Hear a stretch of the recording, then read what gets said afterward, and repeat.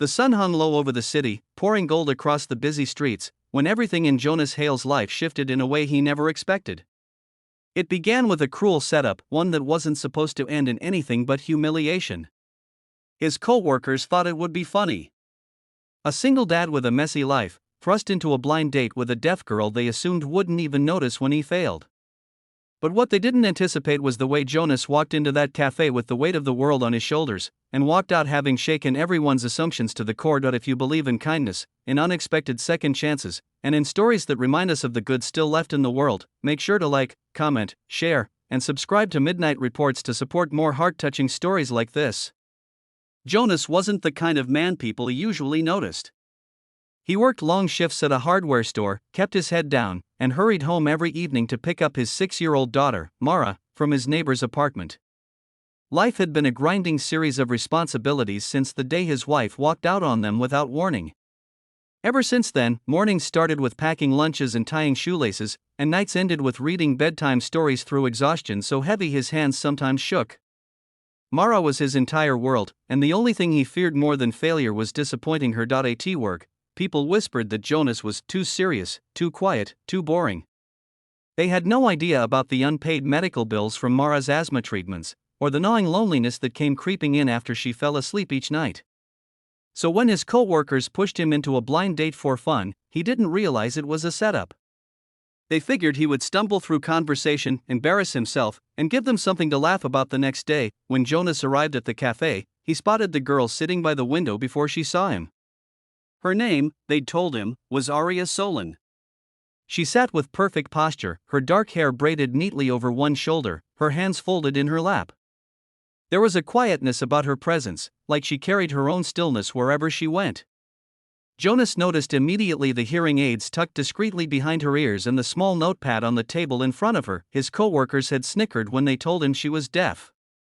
He hadn't understood why that mattered. He approached slowly, unsure, and gently tapped the table so she could see his face when she looked up.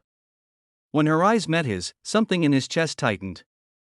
They were warm eyes, soft yet observant, as if she noticed far more than most people who could hear every sound around them. Aria smiled politely, then slid the notepad toward him. Jonas wrote, "Hi. I'm Jonas. It's nice to meet you." Praying he didn't look as nervous as he felt, Aria read it, nodded, and wrote back, "Nice to meet you too. Thank you for being on time." That simple sentence hit him harder than he expected. Most people didn't thank him for anything. They exchanged messages across the table in slow, careful handwriting. At first Jonas felt clumsy, like his thoughts were too messy to fit on a page. But Aria had a way of communicating that felt intentional, unhurried. She watched his expressions, his hands, the pauses between his breaths. Soon, he found himself telling her about his daughter, his job, his long days and longer nights. He wrote things he hadn't spoken aloud in years. Aria, in turn, shared how she'd lost her hearing fully at 14, how silence had shaped her life in unexpected ways, how she learned to notice things others overlooked.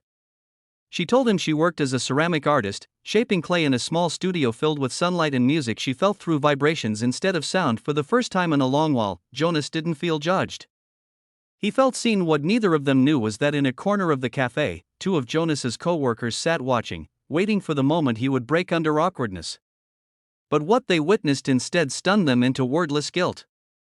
Jonas leaned forward, his eyes gentle, not once showing frustration as he wrote message after message. Aria laughed silently, her shoulders trembling in delight as she read his jokes. The air between them softened until it felt like the rest of the world faded away. Midway through the date, Mara's asthma worsened at the neighbor's house, and Jonas's phone buzzed with a message saying she was wheezing badly. Panic washed through him. He scribbled an apology to Aria, explaining he had to leave, that his daughter needed him. As he gathered his coat, Aria touched his arm lightly, a question in her eyes. He held up a finger, asking for a moment, then wrote, "Would you like to come with me? I don't want to end our conversation like this. But I understand if you'd rather not." Aria read his words, then smiled, a soft, steady smile that felt like sunlight. She nodded. They rushed out together into the bright afternoon, and it struck Jonas how natural it felt, as if she'd been meant to fit into the frantic edges of his life. When they arrived at the neighbor's apartment, Aria knelt beside Mara without hesitation. She wrote her name on the girl's small whiteboard and drew a silly doodle that made Mara giggle despite the tightness in her chest.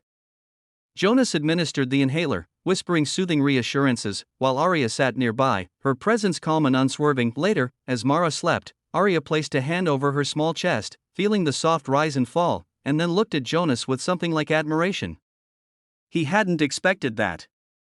Most people saw only the struggle, not the strength. Word of what happened spread quickly among the co-workers who'd set him up. Their cruel joke had dissolved into silence, because instead of humiliating him, Jonas had shown a depth of kindness and dignity they never expected. And instead of walking away, Arya had chosen to stand beside him in a moment that mattered. From that day on, Jonas found himself thinking of her more often than he wanted to admit. The way she watched the world with patient eyes.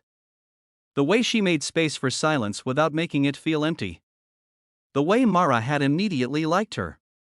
And as for Arya, she found in Jonas a rare gentleness, a man who didn't pity her deafness or shrink from the effort of communicating, but instead embraced it with sincerity. Weeks later, as the morning sun poured across the city once more, Jonas stood beside Arya outside her pottery studio.